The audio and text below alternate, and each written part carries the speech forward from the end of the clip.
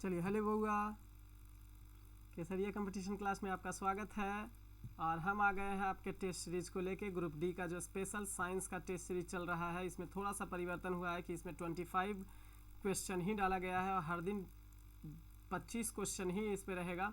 तो आप लोग इसी 25 क्वेश्चन का मजा लीजिए, क्योंकि थोड़ा टाइम भी ज़्यादा लग जा रहा था, इसलिए हम 25 क्वेश्चन ऐड किए हैं। लेकिन सॉल्यूशन में कोई कमी हम नहीं रखेंगे। सॉल्यूशन जैसे आपका डिटेल से सॉल्यूशन चल रहा था, ठीक उसी तरीका से चलेगा। और आपसे बार बार कहते हैं कि ये सब क्वेश्चन ग्रुप डी का लिख देने का मतलब ये नहीं है कि केवल ग्रुप डी का ही ये सब क्वेश्चन रहेगा और ग्रुप डी में ही आएगा, बल्कि सारा आपका जितना भी रहेगा एग्ज़ाम, कॉम्पिटिटिव एग्ज़ाम, सारे एग्ज़ाम में ये सब क्वेश्चन आपको मिलेंगे। और सब काफ़ी हद तक संभावना रहेगा कि ये सभी या तो प्रीवियस से इसको रिलेट कर सकते हैं, या तो आने वाला जितना भी एग्ज़ाम है उसे इसको रिलेट करके आप देख सकते हैं।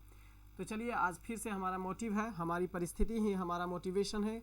कोई क्या हमें परिस्थिति हमें मोटिवेट करेगा। हम अपनी परिस्थिति को अगर अच्छे से जानते हैं, परिस्थिति को समझते हैं, घर के परिस्थिति को, परिवार के परिस्थिति को, अपने समाज के परिस्थिति को समझते हैं, तो निश्चित तौर पर हमें कोई मोटिवेट नहीं करेगा। खुद हम मोटिवेशनल स्पीकर अपना खुद बनेंगे। इसलिए आप खुद के परिस्थिति को समझिए, उसको देखिए, मुआयना कीजिए और आगे बढ़ने का भरसक प्रयास कीजिए। आगे बढ़ते हैं। पहला सवाल आपके स्क्रीन पर ये रहा। लकड़ी का एक गुटका है। गुटका का मतलब ये हुआ कि लकड़ी का एक ब्लॉक है, पानी में है। अब पानी का घनत्व दिया हुआ है 10⁻³ किलोग्राम प्रति घन मीटर दिया हुआ है। वैसे ही नहीं भी दिया हुआ रहता ना, तो एक बात क्लियर था कि पानी का घनत्व इतना ही होता है। के ऊपर अपनी आयतन के 30% भाग पर तैरता है। लकड़ी का घनत्व ज्ञात कीजिए। तो सबसे पहले इसमें देखेंगे कि हमें दिया हुआ क्या चीज़ है। तो हमें इसमें दिया हुआ है, थोड़ा सा फिगर का आप अवलोकन करेंगे। देखिए, एक लकड़ी का ब्लॉक बनाएंगे, एक लकड़ी का ब्लॉक बनाएंगे और यह जल में तैर रहा है। क्लियर? जल में तैर रहा है। लेकिन यह जो जल में तैर रहा है ना, तो ऊपर का ये हिस्सा जो आप देख रहे हैं, ये हिस्सा ऊपर का वो 3% तैर रहा है, यानी 30% ऊपर है। 30% का मतलब 30/10 भाग जो है आयतन का, 30/3/10 भाग जो आपका है वॉल्यूम का, वो ऊपर में है। बाकी का हिस्सा नीचे है, यानी नीचे का वॉल्यूम लकड़ी का देख लेंगे तो बाकी का 7/10वां हिस्सा जो है वो नीचे है। क्लियर? अब देख लेते हैं कि लकड़ी है और ये पानी का घनत्व दिया हुआ है, इसका डेंसिटी दिया हुआ है, जल का डेंसिटी दिया हुआ है, जल का घनत्व हमें पहला पॉइंट में दिया हुआ है। क्या दिया हुआ है? तो 10⁻³ दिया हुआ है किलोग्राम प्रति घन मीटर दिया हुआ है। क्लियर? और क्या दिया हुआ है?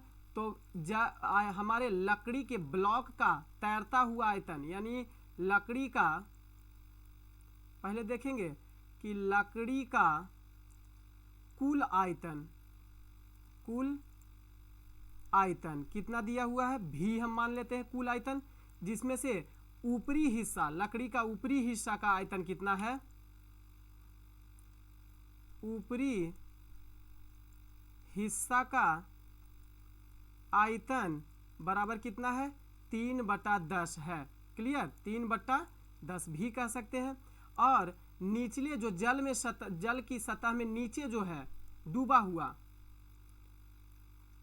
डूबे लकड़ी का आयतन बराबर कितना हुआ है, 7v/10 दिया हुआ है। क्लियर है? बात समझ में आया? आपको निकालने के लिए कहता है कि लकड़ी का घनत्व कितना होगा। अब जाहिर सी बात है, कोई वस्तु जल में कब तैरती है? प्लावन का नियम जानते होंगे कि उत्प्लावन का नियम कहता है कि जब कोई वस्तु किसी जल में तैर रही है, इसका मतलब है कि यह एक प्रकार का फोर्स नीचे लगा रही है। जब कोई वस्तु जल में तैर रही है तो वह एक प्रकार का जल में फोर्स लगा रही है। अब फोर्स अपने यहाँ आने से उस वस्तु को रोकेगा, तो जाहिर सी बात है जल भी एक फोर्स लगाएगा। तो दोनों के बीच में जो फोर्स लगेगा F बराबर mg हो जाएगा। बात क्लियर है? F बराबर mg हो जाएगा, वस्तु भी लगाएगा और ये भी लगा रहा है। आप देखेंगे दोनों का फोर्स बराबर हो जा रहा है, इसका मतलब है कि वस्तु आसानी से तैर रहा है। अगर इसका फोर्स ज़्यादा हो जाता, पानी की तुलना में इसका फोर्स ज़्यादा हो जाएगा तो ये नीचे चला जाएगा। बात क्लियर है? आगे बढ़े, इतना समझ में आ गया? अब देखिए, अब हम लोग कह सकते हैं कि mg बराबर mg। क्यों?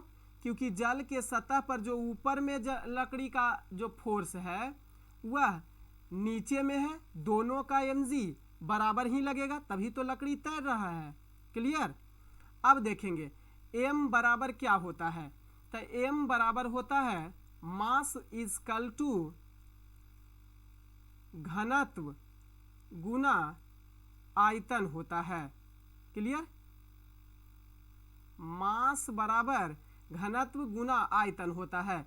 तो यहां हम कह सकते हैं लकड़ी का घनत्व, लकड़ी का घनत्व, इधर हम डूबा हुआ का लिखा है, डूबा हुआ हिस्सा है, और इधर ऊपर वाला हिस्सा है तैरता हिस्सा। किसका? लकड़ी का। समझ गए? अब देखेंगे m दिया हुआ है आपका, तो m के जगह पर हम घनत्व लिख सकते हैं, घनत्व गुना वॉल्यूम, और वॉल्यूम लकड़ी का टोटल कितना है v, और हमें घनत्व निकालने के लिए कह रहा है तो घनत्व को ऐसे ही रहने दीजिए, गुना g बराबर। अब देखिए यहाँ m डूबा हुआ लकड़ी का आयतन मास अगर निकालेंगे तो वह भी घनत्व गुने आयतन हो जाएगा। क्लियर? घनत्व गुने आयतन हो जाएगा।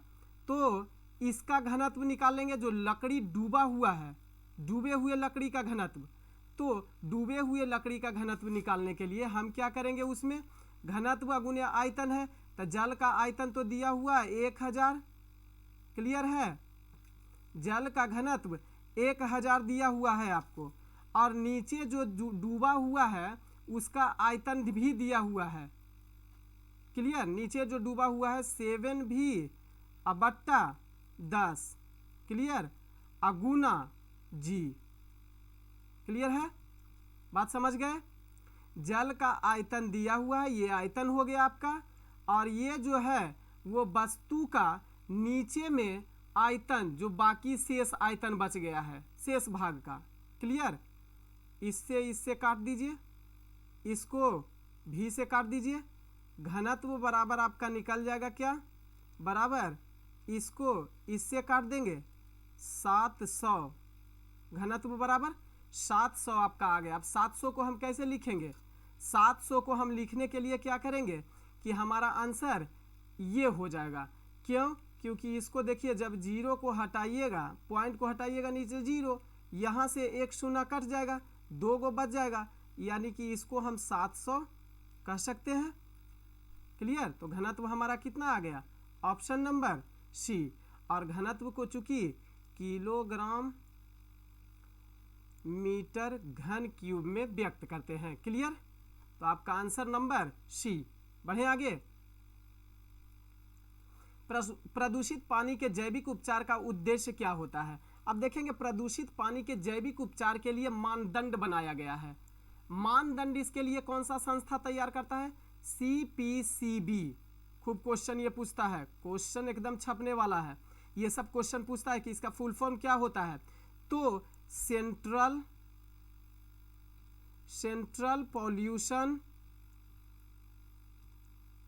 Pollution control board. इस सेंट्रल पॉल्यूशन कंट्रोल बोर्ड की स्थापना कब हुई? 1974 ईस्वी में हुई थी। पानी में पाए जाने वाले प्रदूषण की देखरेख करने के लिए तथा इसे दूर करने के लिए एक समिति बनाया गया था, एक संस्था बनाया गया CPCB, जिसका फुल फॉर्म होता है central pollution control board. Clear? इसकी स्थापना 1974 ईस्वी में किया गया था। अब देखेंगे यही आकलन लगाता है, यही आंकड़ा लगाता है पानी प्रदूषित है वह जीवों के लिए उचित है या नहीं है, या जलीय जीवों के लिए कितना उचित है, उसके अपघटन के लिए कितना है, तथा उसके ऑक्सीजन के लिए कितना ऑक्सीजन वह जल में बच रहा है। क्लियर? ऑक्सीकरण के लिए तो BOD लिखेंगे। BOD का मतलब होता है biochemical oxygen demand. Biochemical oxygen demand.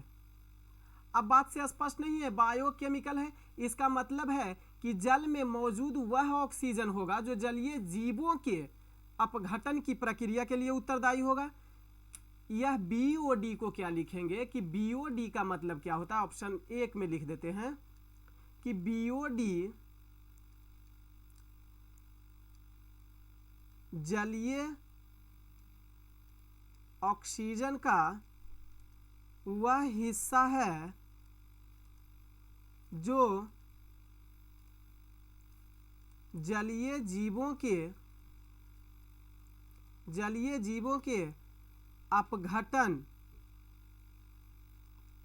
अपघटन के लिए आवश्यक है। क्लियर है? अपघटन के लिए आवश्यक है। दूसरा जो दिया हुआ है ऑप्शन नंबर बी में आपका, वो ऑप्शन नंबर बी में जो दिया हुआ है वो है आपका बीओडी। यहाँ पे आप सीओडी बना लीजिए, इसको सीओडी यानी कि chemical oxygen demand, chemical oxygen demand. Clear है? Chemical oxygen demand. अब ये क्या होता है, तो जल में घुले हुए ऑक्सीजन की वह मात्रा होती है जो, समझ जाएंगे, वह मात्रा जो जलीय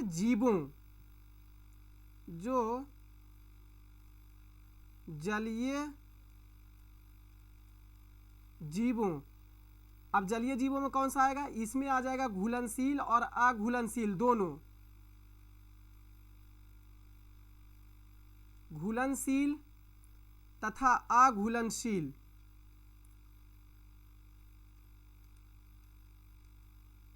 अघुलनशील, दोनों प्रकार के जलीय जीवों के ऑक्सीजन के ऑक्सीकरण के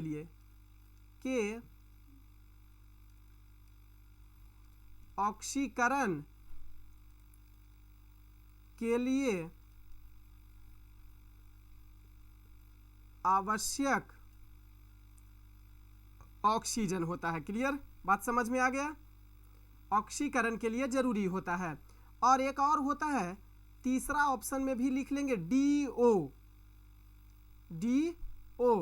डीओ का पूरा रूप होता है डिजॉल्व ऑक्सीजन। इसमें यह क्या होता है, तो जल में घुला हुआ ऑक्सीजन की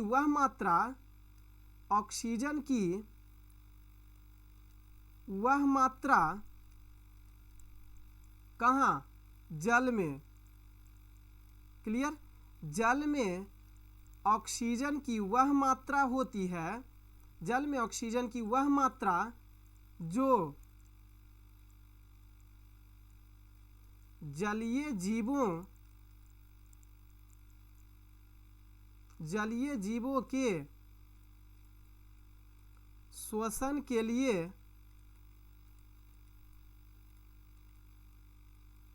उत्तरदायी होता है। श्वसन के लिए उत्तरदायी होता है या श्वसन के लिए जरूरी होता है। क्लियर है? बात आगे बढ़े, बात समझ में आया? बीओडी बायोकेमिकल ऑक्सीजन डिमांड, और यह वह मात्रा होती है जल में ऑक्सीजन की घुली हुई जो जलीय जीवों के अपघटन के लिए आवश्यक होता है। दूसरा होता है सीओडी केमिकल ऑक्सीजन डिमांड, वह मात्रा होता है जो जलीय जीवों में से घुलनशील जीव है या अघुलनशील है, सभी के लिए ऑक्सीकरण के लिए जो आवश्यक ऑक्सीजन की मात्रा होती है उसे सीओडी कहा जाता है। जबकि डीओ उसे कहेंगे डिसॉल्व ऑक्सीजन होता है, जल में घुली हुई ऑक्सीजन की वह मात्रा जो जलीय जीवों के श्वसन के लिए जरूरी होता है उसे डीओ कहा जाता है। बात क्लियर है? इसके लिए कौन सा संगठन, CPCB central pollution control board 1974 ईस्वी में इसकी स्थापना। चलिए, बीटी कॉटन क्या इनमें से नहीं होता है? तो देखेंगे बीटी कॉटन जो होता है ना, इसका पहले फुल फॉर्म याद रखेंगे, बेसिलस थुरिंजिएसिस, हिंदी में ही लिख देते हैं इसको। बीटी का पूरा फॉर्म लिखेंगे कि बेसिलस थुरेंजेसिस। अब यह बेसिलस थुरेंजेसिस जो होता है ना, बेसिलस थुरेंजेसिस जो होता है वह जीवाणु से प्राप्त किया जाता है।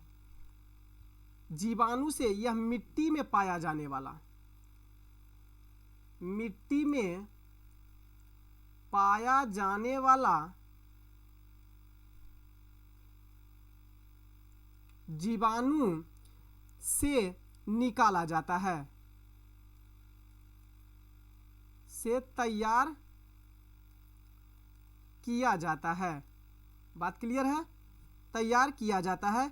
अब यह जो बेसिलस थुरेंजेसिस होता है, यह जीवाणु से जो तैयार किया जाता है, एक प्रकार का जीवाणु का ये जीन होता है। जीवाणु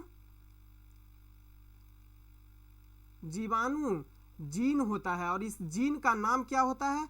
तो क्रे फर्स्ट एसी कहा जाता है। क्रे फर्स्ट एसी का इसे संज्ञा दिया जाता है। जीवाणु जीन जो होता है वो जीवाणु मिट्टी में पाया जाता है। बात क्लियर है? अब देखेंगे कि यह बेसिलस थुरिंजिएसिस से होता क्या है। तो यह एक ऐसी आनुवांशिक संशोधित फसल है, आनुवांशिक माध्यम से यह जेनेटिक से निकाला गया, जीन के जेनेटिक से निकाला गया है। अब यह ऐसा संशोधित फसल होता है जो विषाक्त पदार्थ को उत्पन्न करता है। क्या करता है? विषाक्त पदार्थ को उत्पन्न करता है, जो कि जितने भी फल होते हैं वो कीटों से रक्षित हो जाते हैं। फसल जितने भी होते हैं, जितने भी फसल होते हैं, कीटों से रक्षित हो जाते हैं। तो एक प्रकार, इसमें कहा है, ऑप्शन दिया है अब आपसे, एक प्रकार का जीएम पौधा होता है, एक कीट प्रतिरोधी होता है, दोनों बात सही है। एक बैक्टीरियल जीन अभियांत्रिकी तंत्र होता है, बिल्कुल सही है। लेकिन सभी पेस्टीरियल के लिए यह प्रतिरोधी होता है, ऐसा बात नहीं है।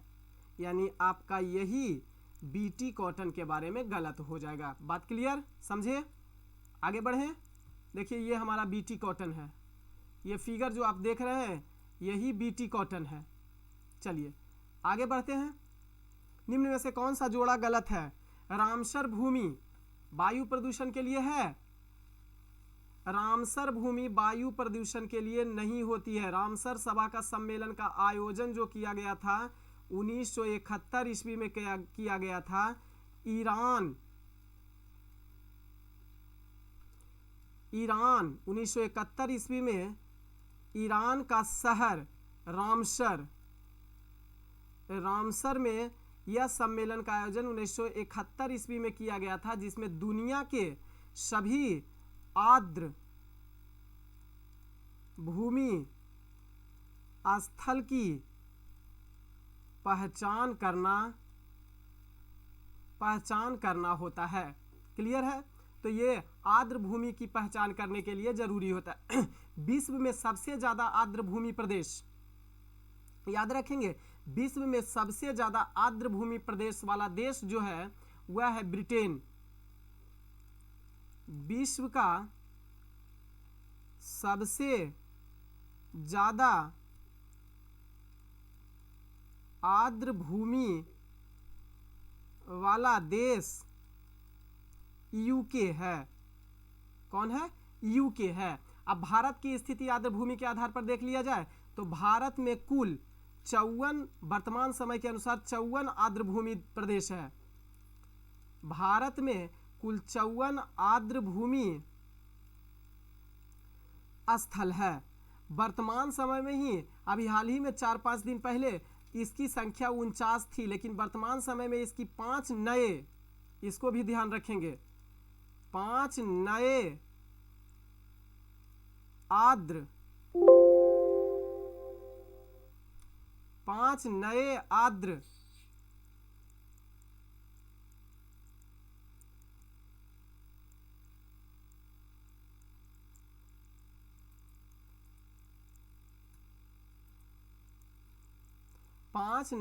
आर्द्र प्रदेश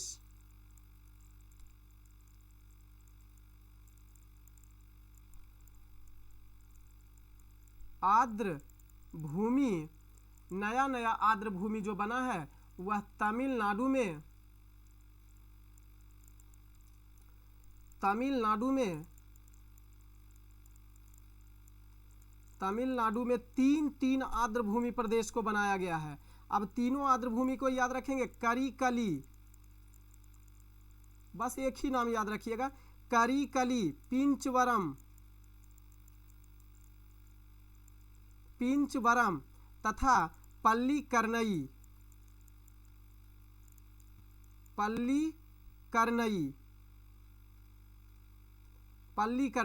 यही तीनों, करिकली जो है, करिकली पक्षी अभ्यारण्य है, पिंचवरम मैंग्रोव क्षेत्र है, और पल्लीकरनई जो है वो मार्स रिजर्व फॉरेस्ट है। ये तीन गो तमिलनाडु में। एमपी की बात करें तो एमपी में एगो साक्ष्य सागर, एमपी के साक्ष्य सागर को हाल ही में नए आर्द्र भूमि का दर्जा दिया गया है तमिलनाडु के साथ ही, और एक दिया गया मिजोरम में दिया गया है, और मिजोरम में पाला आर्द्र भूमि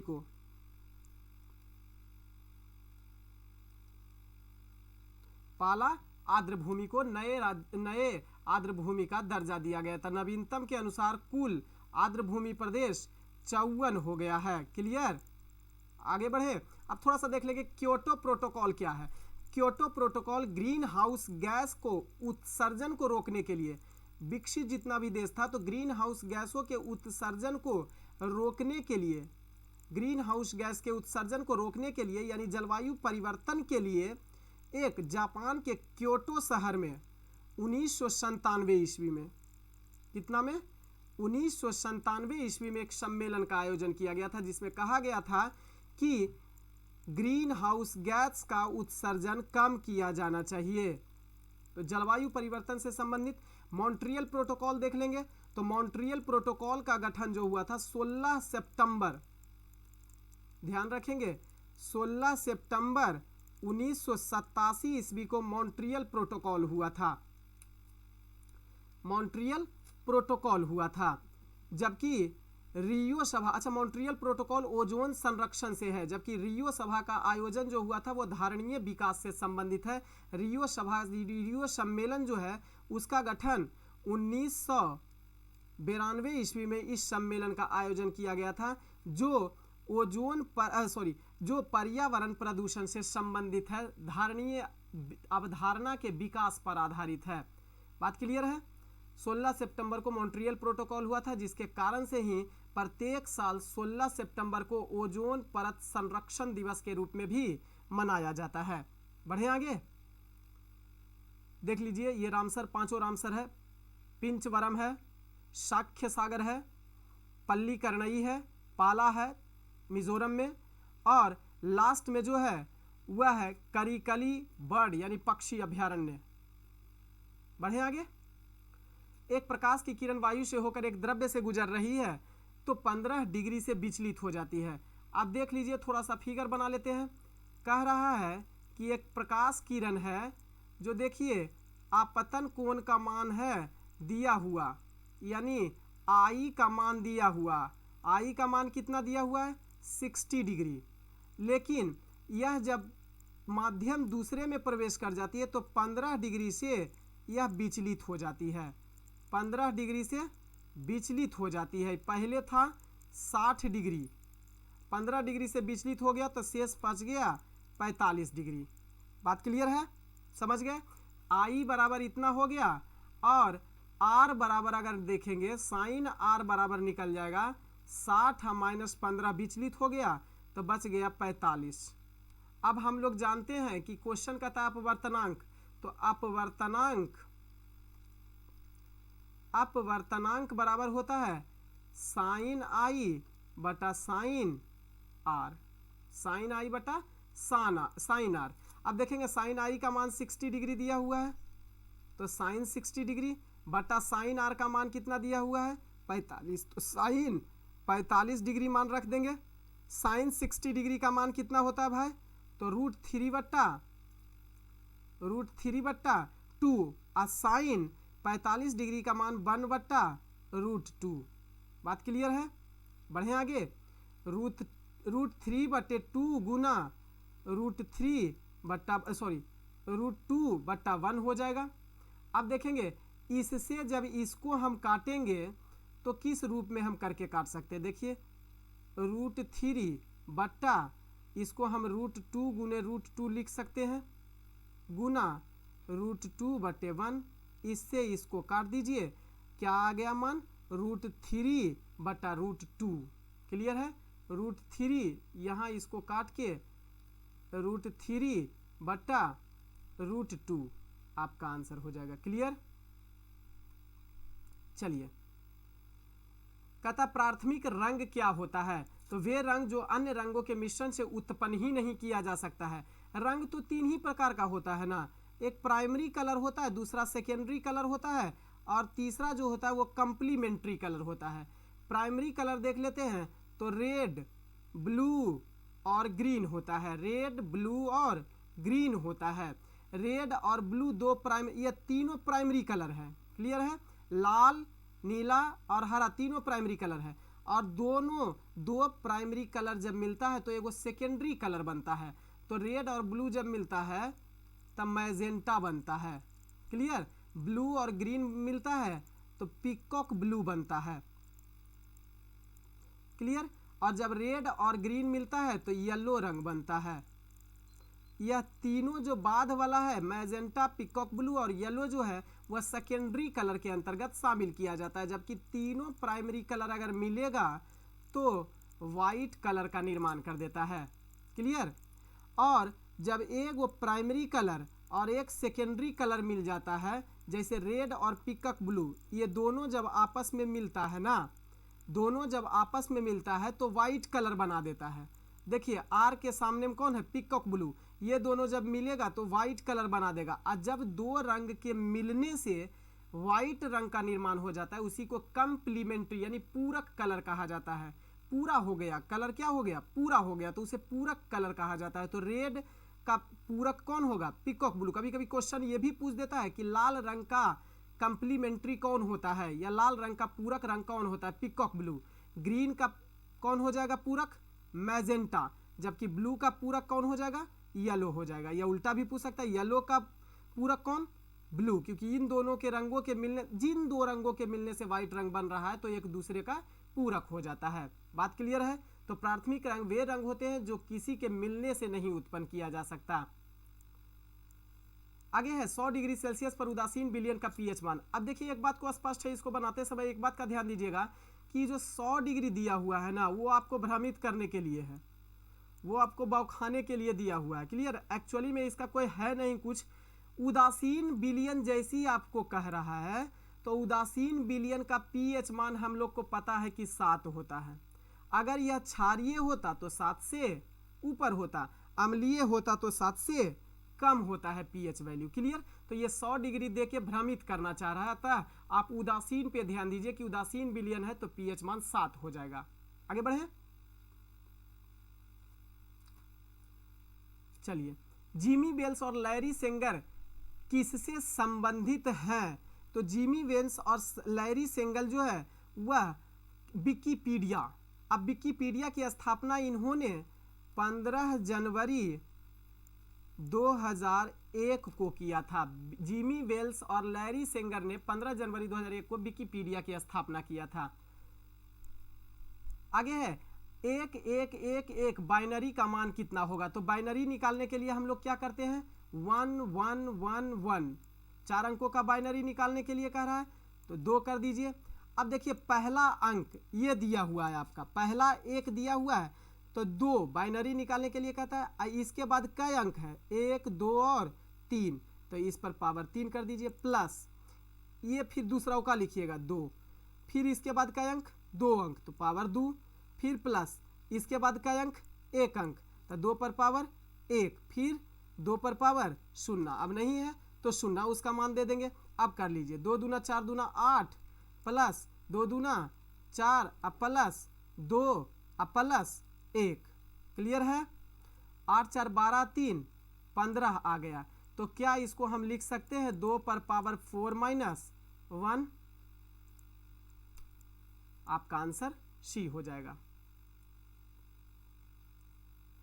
किसी वस्तु का भार पृथ्वी की सतह पर W न्यूटन है, उसका भार पृथ्वी की त्रिज्या की आधी के बराबर ऊंचाई पर क्या हो सकता है। तो देखेंगे हम कोई पृथ्वी पर वस्तु को रख लेते हैं, पृथ्वी है इस पर वस्तु को रख लिए और यह वस्तु जो है ना इसका वजन जो है W बराबर वेट बराबर W दिया हुआ है। क्लियर है, बात समझ में आया। और इसकी ऊंचाई जो कह रहा है कि इसकी ऊंचाई उसकी त्रिज्या की आधी है यानी r/2 है। क्लियर है। और यहाँ पर मान g है। अब देखेंगे कि हम GH ग्रेविटेशनल हाइट अगर हम लोग को निकालना होता तो फॉर्मूला होता है gm/r + h का होल स्क्वायर। क्लियर है। अब gm/r + h का मान कितना है r/2 मान बैठा दीजिए, होल स्क्वायर कर दीजिए, बराबर कितना हो जाएगा gm/ कितना हो जाएगा 2r + r यानी 3r/2 का होल स्क्वायर बराबर क्या हो जाएगा gm/3 × 9 का r अब बट्टा 2 दूना 4 हो जाएगा। क्लियर है। अब इसको हम ऐसे भी लिख सकते हैं कि 4gm/9r और यह जो gm है ना ये gm जो है और बट्टा r यह g के बराबर होता है। gm/r को हम g कह सकते हैं यानी 4/9 इसको हम कह सकते हैं, कोई दिक्कत नहीं होगा। क्लियर है। 4/9g इसको हम बना सकते हैं। अब कहता अतः पृथ्वी की सतह से यह r/2 की ऊंचाई पर वस्तु को रखा गया है तो वस्तु का भार ज्ञात कर लेंगे। तब भार बराबर हम लिखेंगे mgh यानी इस हाइट पर वस्तु का भार mg, वस्तु का भार हम कल ही समझाए थे कि भार को क्या हम उस भार को कोई भी वस्तु के भार को हम उसमें मौजूद वजन कह सकते हैं, फोर्स कह सकते हैं। तो भार बराबर mg कितना ऊंचाई पर, इस ऊंचाई पर बराबर कर देंगे कि mgh यानी m आ गया आपका, g आपका आ गया, gh कितना आ गया आपका 4/9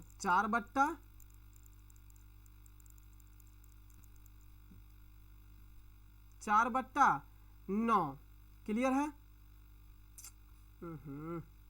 4/9 और HW जो है वह वेट इसका जो है वह देख लीजिए W खुद दिया हुआ है तो 4/9 W के बराबर हो जाएगा। आपका आंसर नंबर सी। आगे बढ़ें। ध्रुवक ग्लास धूप के चश्मे में प्रयुक्त किया जाता है, क्यों ऐसा होता है। ध्रुवन के कारण वे प्रकाश की तीव्रता यानी चकाचौंध को कम कर देती है, बिल्कुल सही बात है। और यह ध्रुवक ग्लास जो होता है, धूप का चश्मा जो होता है वह किसका बना होता है, तो कहेंगे क्रूक्स कांच का बना होता है। किसका बना होता है, क्रूक्स कांच का बना हुआ यह चश्मा होता है। क्लियर है। अब यह क्रूक्स कांच जो होता है ना वह सीरियम ऑक्साइड, क्रूक्स कांच जो होता है वह सीरियम ऑक्साइड तथा सिलिका, अब सिलिका को सिलिकॉन डाइऑक्साइड के नाम से भी जाना जाता है। इन दो पदार्थों से मिलकर क्रूक्स कांच बना होता है। बढ़े आगे। प्रोकैरियोटिक में निम्नलिखित में से किसका अभाव होता है। अब देख लेंगे प्रोकैरियोटिक में अभाव किसका किसका होता है। तो प्रोकैरियोटिक और यूकैरियोटिक, प्रोकैरियोटिक जो होता है ना वो होता है अविकसित कोशिका,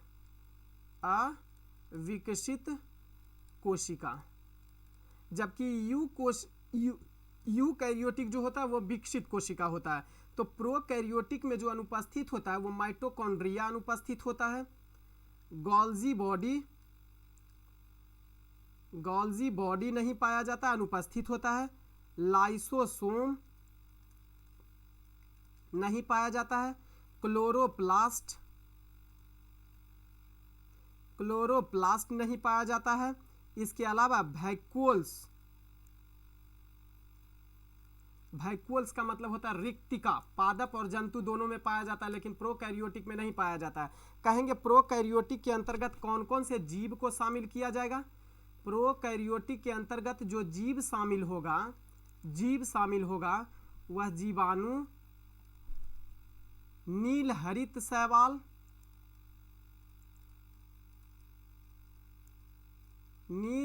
शैवाल, इसके अलावा हाइड्रा, इसके अलावा हम कहेंगे और भी नाम दे देंगे तो जीवाणु हो गया, नील हरित शैवाल हो गया,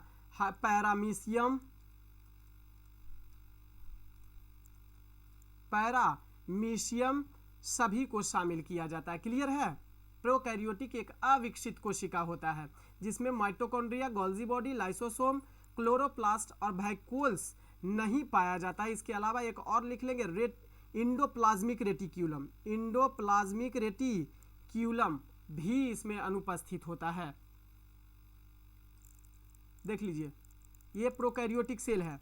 इसमें देखिए राइबोसोम पाया गया, साइटोप्लाज्म पाया गया, न्यूक्लियोइड पाया गया, plasma membrane, cell wall, capsules भी पाया गया है, प्लाज्मिड भी पाया गया है, फ्लैजिला भी इसमें है। लेकिन कहीं भी आपको mitochondria, Golgi body, lysosome, endoplasmic reticulum दिख रहा है नहीं। आगे बढ़े। दुर्लभ गैसें सामान्यतः रासायनिक रूप से अक्रिय होता है। ऐसा क्यों होता है कि दुर्लभ गैस साधारण रूप से अक्रिय होता है? उनके इलेक्ट्रॉनिक विन्यास जो होते हैं वह स्थिर होते हैं। क्यों स्थिर होते हैं भाई? तो इनके बाह्यतम कक्षा में, क्योंकि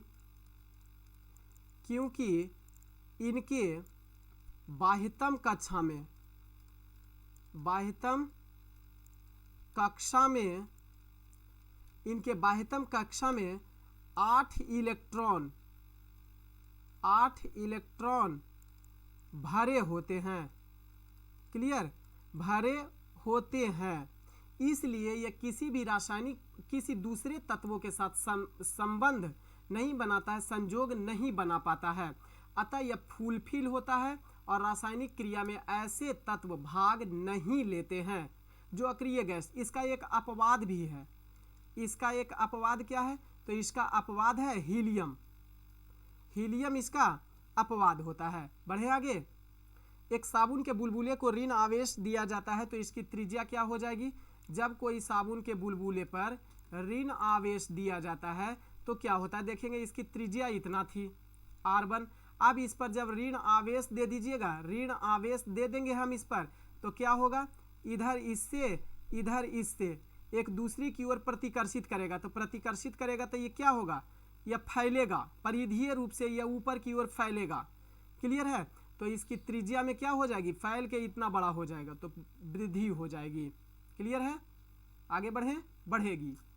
प्राकृतिक वृद्धि नियंत्रक हार्मोन इसमें से कौन सा है?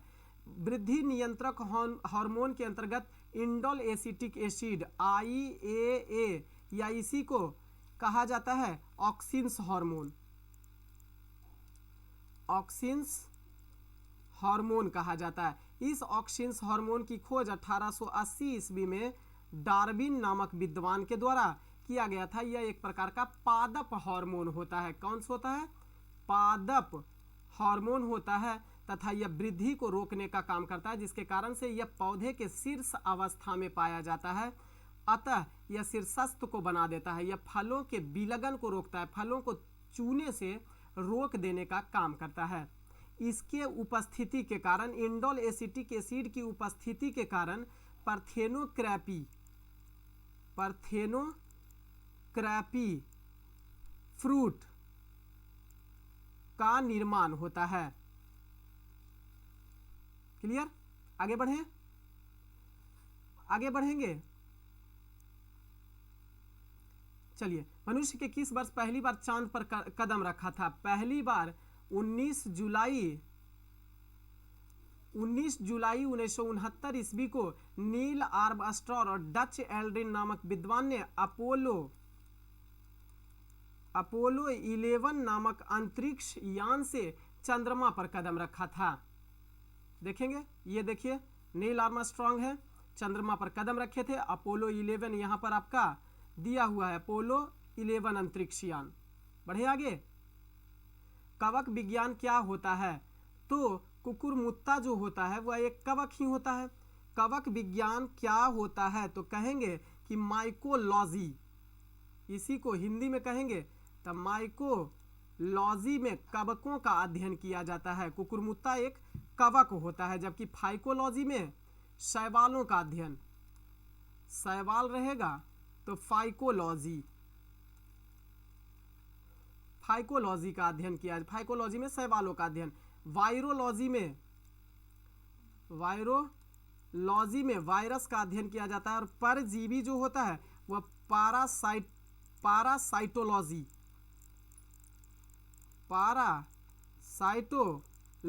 होता है। क्लियर? बढ़े आगे, देख लीजिए, ये कवक विज्ञान माइकोलॉजी के अंतर्गत कवक है, ये सभी इसी का अध्ययन किया जाता है। किसी रेडियो एक्टिव पदार्थ के उत्सर्जित कण चुंबकीय क्षेत्र में विक्षेपित होते हैं। तो चुंबकीय क्षेत्र में जब कभी भी रेडियो एक्टिव पदार्थ उत्सर्जित होगा तो थोड़ा सा ध्यान दे लेंगे। देखिए, आपका ये दिया हुआ है रेडियो एक्टिव सब्सटेंस, ये आपका रेडियो एक्टिव सब्सटेंस दिया हुआ है, रेडियो एक्टिव पदार्थ दिया हुआ है। यहाँ से उत्सर्जित कण है और कण इलेक्ट्रिकली चार्ज प्लेट से गुजर रहा है। प्लेट से गुजरने के बाद देखिए 3 दिशा में जा रहा है, 3 दिशा में जा रहा है। अल्फा जा रहा है, बीटा जा रहा है ऊपर, और गामा सीधा सीधी निकल रहा है। गामा का भेदन क्षमता इसीलिए सबसे ज्यादा होता है। अल्फा जो होता है वह एक पॉजिटिव कण होता है। अल्फा जो होता है, ध्यान देंगे, अल्फा जो होता है वह एक पॉजिटिव कण होता है और यह निगेटिव चार्ज की ओर चला जाता है, जबकि बीटा एक निगेटिव होता है जो कि पॉजिटिव चार्ज की ओर चला जाता है, जबकि यह आवेशहीन होता है। गामा कण जो होता है वह आवेशहीन होता है, जिसके कारण से यह सीधा सीधी चला जाता है। तो ये कण इलेक्ट्रॉन हो सकते हैं। क्यों? क्योंकि जब चुंबकीय क्षेत्र में विक्षेपित होगा तो निश्चित तौर पर इलेक्ट्रॉन निगेटिव होता है। क्लियर? इलेक्ट्रॉन निगेटिव होता है तो यह पॉजिटिव की ओर चला जाता है। क्लियर? खसरा के आक्रमण को रोकने के लिए टीका लगाने का विचार सबसे पहली बार किसके द्वारा दिया गया था? तो यह दिया गया था जॉन एफ एंडर्स के द्वारा दिया गया था। जॉन एफ एंडर्स के द्वारा, जिन्हें फादर ऑफ मॉडर्न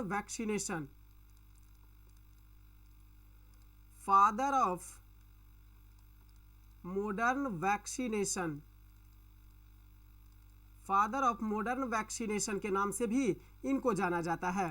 क्लियर? आगे देख लेते हैं थोड़ा सा। अलेक्जेंडर फ्लेमिंग ने पहली बार 1928 से 29 में पहली बार यह अलेक्जेंडर फ्लेमिंग ने पेनिसिलियम नामक कवक से पेनिसिलिन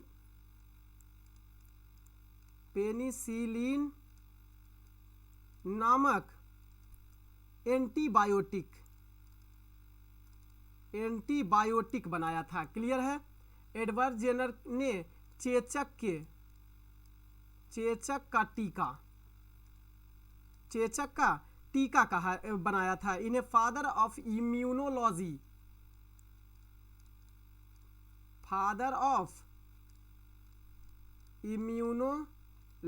के नाम से जाना जाता है। इन्हें फादर ऑफ वैक्सीनेशन भी कहा जाता है। एडवर्ड जेनर को याद रखेंगे कि फादर ऑफ वैक्सीनेशन, टीकाकरण का जनक एडवर्ड जेनर को जाना जाता है। लेकिन आधुनिक टीकाकरण का जनक किनको कहा जाता है?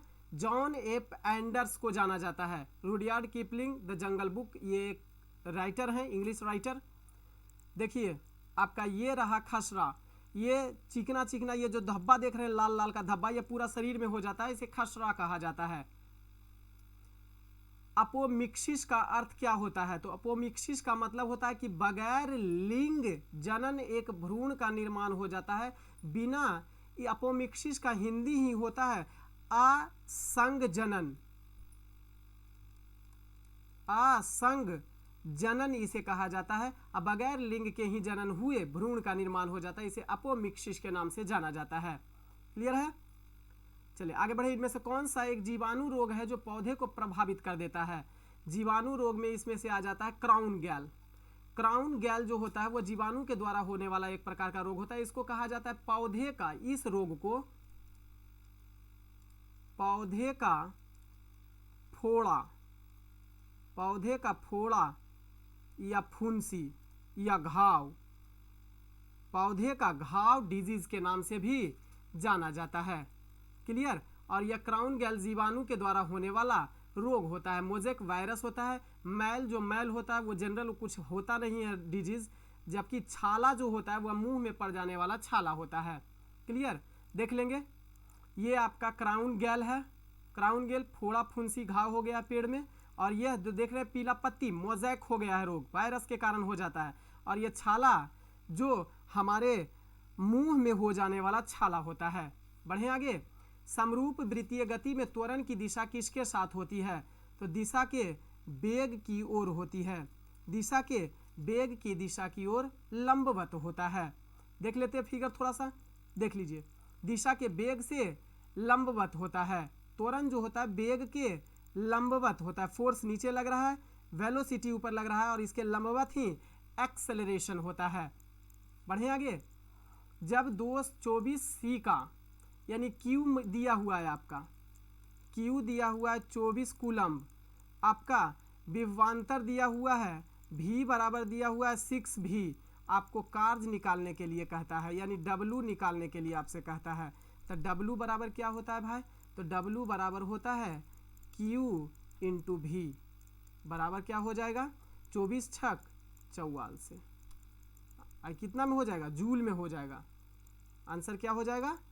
कहीं दिया हुआ रहेगा जूल में, कार्य को जूल में। टमाटर का लाल रंग लाइकोपीन के कारण होता है। टमाटर का लाल रंग देख लीजिए, टमाटर है, टमाटर खाइएगा। अभी तो बहुत महंगा है, इसलिए अभी देखिए के काम चलाइए। अभी सब्जी जब बनाइएगा ना, तो सब्जी के ऊपर ऐसे टांग के रख दीजिएगा, देखिएगा, रोज उसको देखिएगा, कहिएगा हाँ अब देखो स्वाद मिल गया सब्जी का, टमाटर का स्वाद मिल गया सब्जी में। और उसके बाद टमाटर को हटा लीजिएगा, जब तक गल ना जाएगा टमाटर तब तक ऐसी करते रहिए। जानवरों में वसा का भंडारण किस ऊतक के द्वारा होता है? तो वसा का भंडारण जो जानवरों में होता है वह होता है एडिपोसाइट। जानवरों में एडिपोसाइट के द्वारा वसा का भंडारण किया जाता है, एडिपोसाइट के द्वारा। एडिपोज टिश्यू जानवरों में से हम लोग में एडिपोज टिश्यू होता है जो कि वसा के संग्रह के लिए उत्तरदायी होता है, और जानवरों में एडिपोसाइट मुख्य रूप से इसको माना जाता है। क्लियर है। चलिए, आज यह हमारा टेस्ट सीरीज था 25 क्वेश्चन का। तो टाइम को कम लगाते हुए ये टेस्ट सीरीज का हमने आयोजन किया था, और इसी तरीका से सॉल्यूशन चलता रहेगा डेली 50 क्वेश्चन का। इसके साथ हम आपसे वादा किए कि करंट अफेयर्स भी आपको लेके आएंगे, जबरदस्त करंट अफेयर्स कलेक्शन आपके लिए लेके आएंगे। इसके अलावा BSSC का हो, या बिहार पुलिस का हो, या बिहार दरोगा का हो, या आने वाला वैकेंसी GD का भी हो, उसके लिए भी हम फुल सेट सॉल्यूशन हम लाने वाले हैं, जो प्रीवियस क्वेश्चन से भी रिलेट कर सकते हैं, और आने वाले एग्जाम में क्वेश्चन क्रैकर क्वेश्चन भी आपके सामने रहेगा, उस क्वेश्चन को भी हम लोग देते हैं। चलिए, आज की सेवा को देते हैं विराम। खुश रहिए, मुस्कुराते रहिए, और आप हमेशा अपने से बड़ों का सम्मान कीजिए, घर में बड़ों का सम्मान कीजिए, खुश रहिए, मुस्कुराते रहिए। बहुत बहुत आपको धन्यवाद।